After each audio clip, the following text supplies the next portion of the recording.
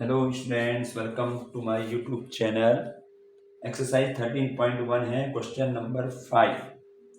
ये क्वेश्चन बड़ा है तो इसलिए मैं इसमें पढ़ दूंगा बुक में। In a retail market, fruit vendors were selling mangoes kept in a packing boxes. These boxes contain varying number of mangoes. The following was the distribution of mangoes according to the number of boxes.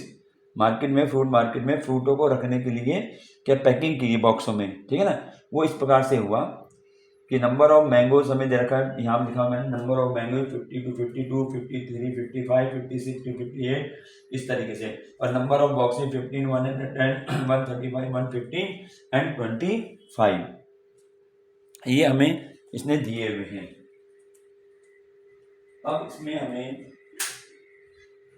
अब इसमें ये number of mangoes दे दिया, number of boxes दे दिए। तो इसमें कहा गया है find the mean number of mangoes kept in a packing box. Which method of finding the mean did you choose?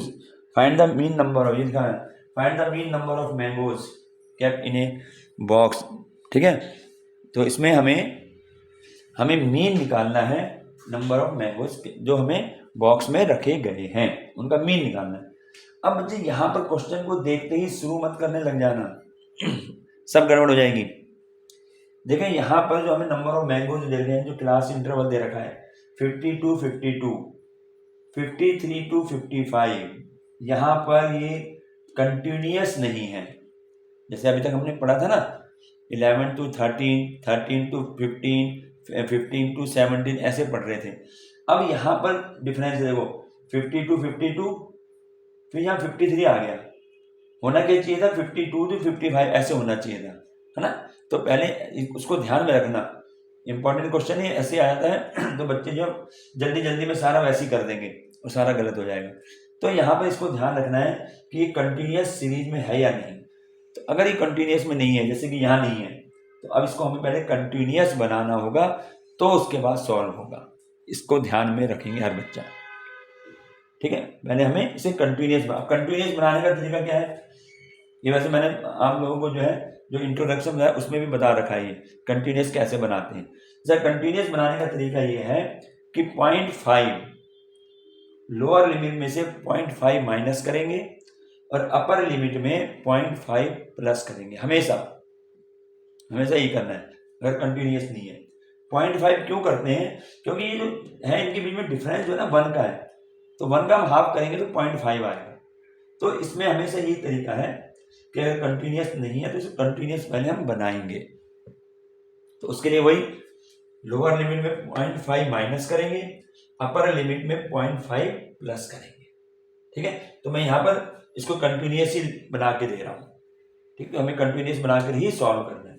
तो देखें ये 50 है, अब मैं कह रहा हूँ 50 और लोअर लिमिट में 0.5 माइनस करना है, तो ऐसे माइनस होगा पॉइंट लगा के, तो कितना आ जाएगा 10 माइनस बाई 5 और ये आ जाएगा 49 पॉइंट, ये आएगा। तो यानी लोअर लिमिट जो 50 थी वो हो गई 49.5। अब अपर लिमिट इसमें 0.5 जोड़ना है, तो जोड़ने में सीधा हो जाएगा 52.5।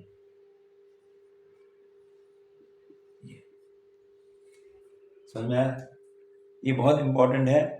पहले यहाँ देखना कंटिन्यूस है या नहीं सीरीज। यहाँ पे ये क्लास इंटरवल ये कंटिन्यूस नहीं, यहाँ 50 पे खत्म हो रहा है, यहाँ 53 आ गया, यहाँ 55 पे खत्म हो रहा है तो यहाँ 56 आ गया, है ना। कंटिन्यूस नहीं है, ठीक है। तो इसको हमें कंटिन्यूस बनाने का तरीका यही है कि जो लोअर लिमिट होती है उसमें से 0.5 माइनस कर दो और अपर लिमिट में 0.5 जोड़ दो। अब ये 53 है, अब ये जो 53.0 में से मैं 0.5 माइनस करूंगा तो मुझे मिलेगा 52.5, ठीक है ना। तो यहाँ पर आ गया नेक्स्ट होगा 52.5 और इसमें 0.5 जोड़ेंगे तो 55.5। अब देखो कंटिन्यूस हो गया, 49.5 52.5 है, ये 52.5 आ गया, ठीक है ना। तो इस तरीके से इसमें माइनस और प्लस करना है। लोअर लिमिट में माइनस करो, अब 56 है तो क्या आ जाएगा 55.5 और कहाँ तक है 58 तक है तो 58.5 नेक्स्ट में क्या 59 है, तो 0.5 माइनस करेंगे तो 58.5 रह गया, और 61 है तो 61.5 हो गया, ठीक है ना। फिर इसका 62 है तो 61.5, और इसमें अपर लिमिट में 0.5 जोड़ दो,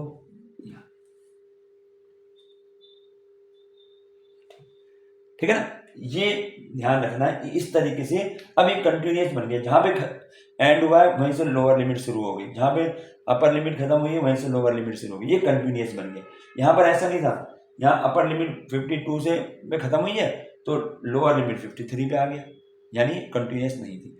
तो इसको ध्यान रखना, कंटिन्यूस पहले बनाना है, और इनमें कोई चेंज नहीं होते, ये ऐसे ही रहेंगे, ये 15, 110, 135, 115 एंड 25, ये ऐसे ही रहेगा, इसमें कोई चेंज नहीं होगा। अब हमें तो निकालना है मीन, ये फाइंड करना मीन।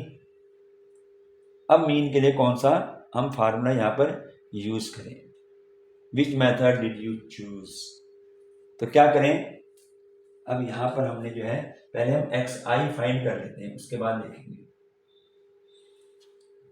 एक्स आई। अब एक्स आई कैसे आएगा, एक्स आई तो जो हमारा ये टर्म है इनको प्लस करके 2 से डिवाइड करना है, ठीक है ना। अब मैं इसको प्लस करता हूँ, जैसे 49.5 इसमें 52.5 प्लस करो इसको 0, 102 आ गया, और इसको 2 से डिवाइड कर दो तो कितना आएगा 51, तो इसका एफ आई 51 आ, समझ में आया ना, ये इस तरीके से, ठीक है। वह तो पता लग जाएगा कितना डिफरेंस है, या एक और कर लो, अगर तुम्हें यहाँ डिफरेंस में गलती मत कर देना, हम एक और इसको प्लस कर देते, 52.5 में 55.5 ये प्लस करो 0 हो गया, 8 हो गया, 108, तो 2 से डिवाइड करेंगे 54, ये 54 आ गया। वह तो एक से ही पता लग जाएगा, क्योंकि इनके बीच में डिफरेंस देखना तुम्हें कितना है। अब इसके बीच में डिफरेंस कितना हुआ, 49 टू 51 तक देखेंगे, 52 नहीं, तो ये 3 का डिफरेंस आ गया, 49 टू 51, ठीक है ना। तो यहाँ 3 अब ऐड करते चले जाओ, इसके बाद 3 ऐड करेंगे तो कितना आएगा 57, फिर 3 ऐड करें 60, फिर यहाँ 63,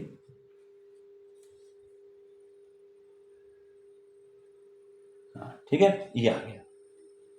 अब देखो ये समझ आ गया कैसे निकालना है एक्स आई, सिंपल है, कंटिन्यूस होगी जब, ठीक है ना, कंटिन्यूस में, इसमें अगर लेते तो नहीं होता ये, अगर कंटिन्यूस नहीं है तो फिर ऐसे नहीं निकालते, तो इसका ध्यान रखना है, कंटिन्यूस बनाना है।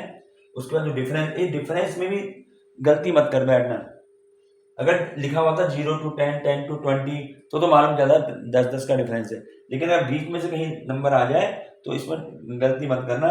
14 इसको समझो 49 to 52 है, तो 49, 50 और 51 तीन ही आएंगे इसके अंदर, 52 नहीं आएगा, इसलिए वो डिफरेंस भी बहुत जरूरी है।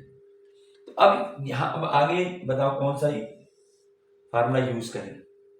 अब देखें, अगर हम डायरेक्ट मेथड लगाते हैं तो आता है एफ आई एक्स आई, इनकी मल्टीप्लाई, इनकी, अब देखो मल्टीप्लाई कितनी बड़ी बड़ी आ रही है, आ रही है बड़ी मल्टीप्लाई, तो अब क्या करें, या तो हम स्टेप डेविएशन मेथड का यूज करें, और या फिर हम एज्यूम मेथड यूज करें, ठीक है।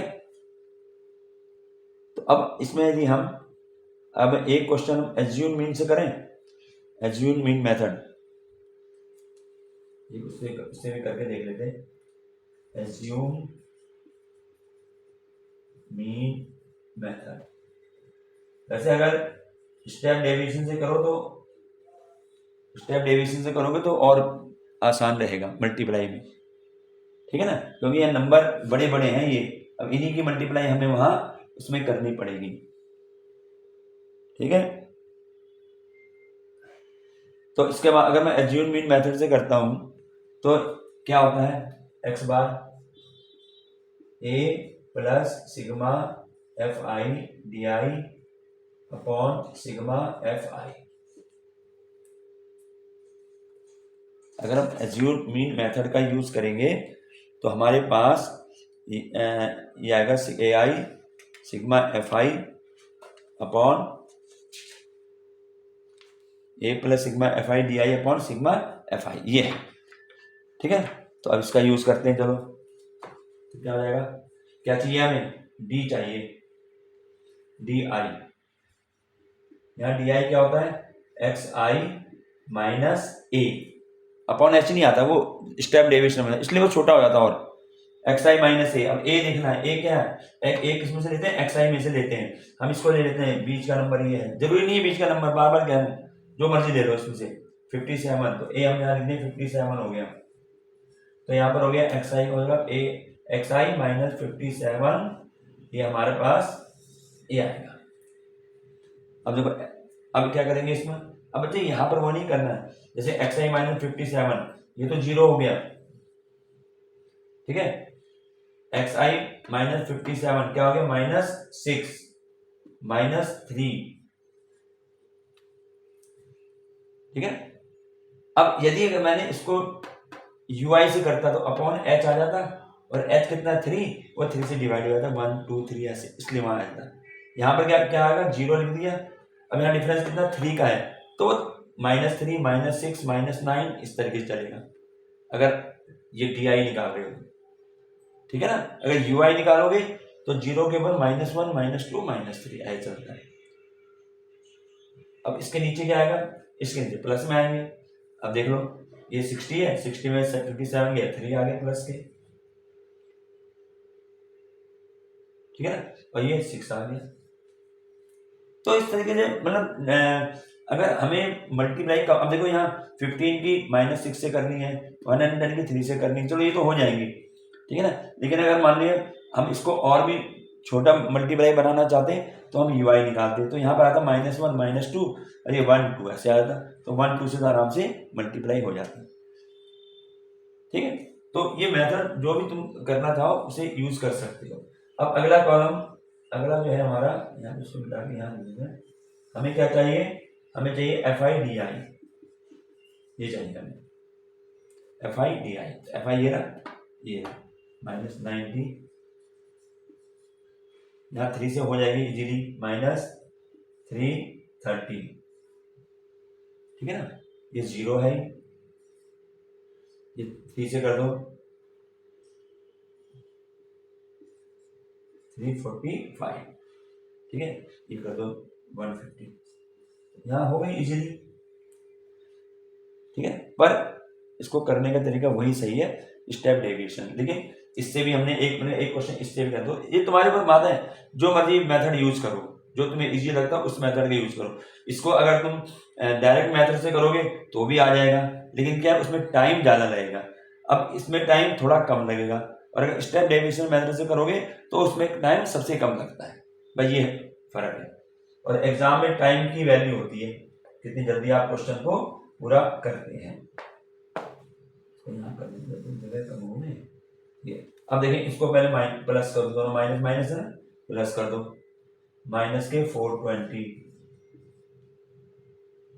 और ये प्लस के क्या आ जाएंगे,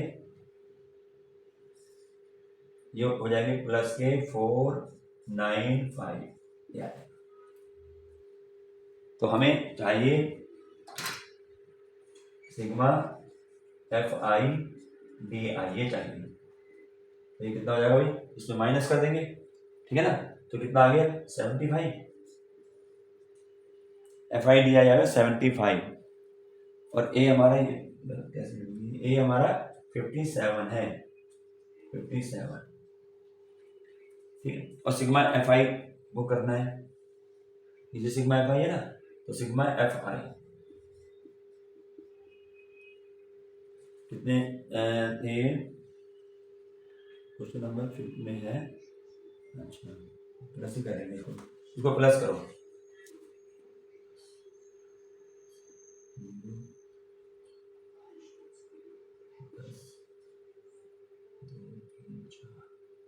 $400 आ गया, ठीक है। अब यहाँ पर वैल्यू पुट कर दें, इसमें ए कितना 57 प्लस सिग्मा एफ डी ये आया 75 अपॉन ए 57, नहीं ये हमारा थोड़ा सिग्मा एफ आई चाहिए 400, ठीक है। इसे कैंसिल करो, 5 से कर दो, ये होगा 5 एरिया, ये 5 से 3 से करो, 5 16 आ गया। इसको मिटा दें, ये तो हो गया। तो अब हमारे पास आ गया x bar is equal to 57 plus 3 upon 60, ठीक है। 57 प्लस 3 अपॉन 16। अब इसको हमने डिवाइड करना है, कितना होगा, पॉइंट में आएगा 0 लगभग 2 के लगभग सुन लो, तो ये आ गया 57.2, 57.2 इसका आंसर आ गया, ठीक है। तो इस तरीके से हम इसको सॉल्व कर सकते हैं। तो मेथड तुम्हें देखना है कौन सा मेथड हमने यूज करा है, ठीक है। यहां पर हमने मेथड यूज किया एज्यूम मीन मेथड, बस ये लिख देना। उसने पूछा कौन सा मेथड यूज किया, एज्यूम मीन मेथड यूज्ड, बस। चलिए ये हो गया क्वेश्चन नंबर